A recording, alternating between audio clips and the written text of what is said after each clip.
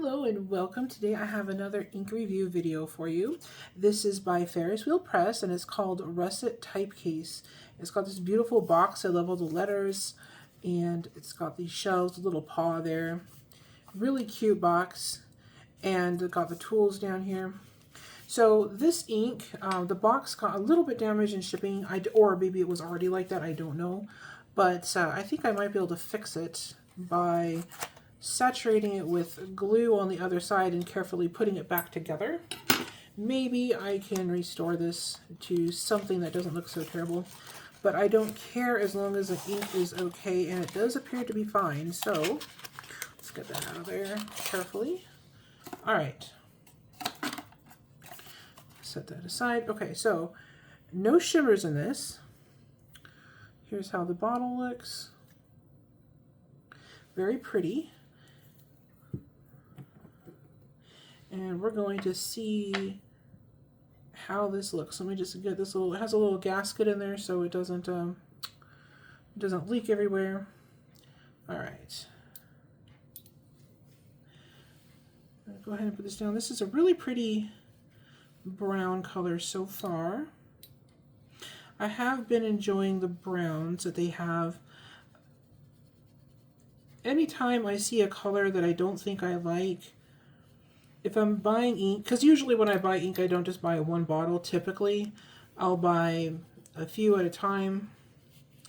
And I try to always include at least one that I don't think I'll like. And that's how I got brown inks, because I thought, why would I want a brown ink? And then I bought one and I realized, oh, that's why. Same thing with the grays. I felt the same way about grays in the beginning.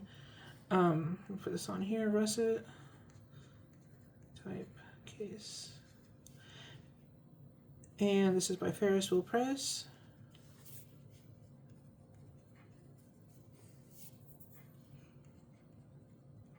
All right, there we go. But yeah, so I started buying inks that I didn't think I would like, and then I discovered I did like them. All right, here we go. I'm going to go ahead and put this under the fan. I'll be right back. Okay, let's try this on some copy paper. I always like to test it on copy paper because sometimes that's all you have handy and you just want to know how the ink is going to perform.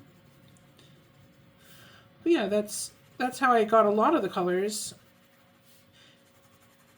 And sometimes I like the color, like let's pretend there's a blue or a purple or something, and I think, oh, I'm going to probably like this, you know, but I try to get one maybe the same color but a different type of ink that I don't think is very pretty, and then I get it, and I'm always just really pleased that I did. So,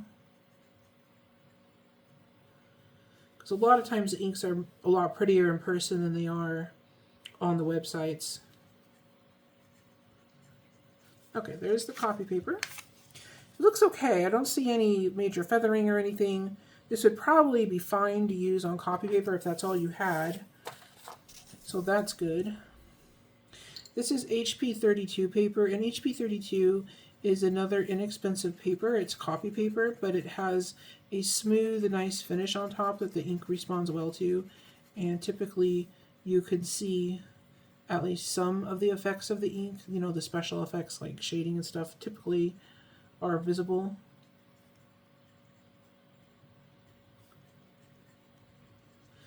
You know, not always, but sometimes, and that's why I check, because not only is the writing experience better because the paper is smoother and it just feels nicer, but the way that the ink performs as far as the colors and the effects typically look a little bit nicer.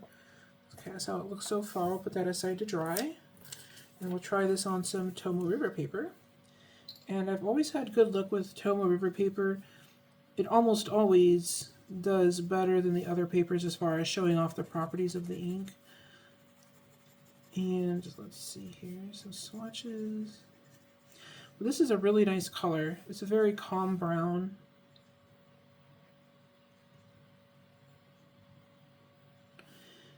This is Tomoe River.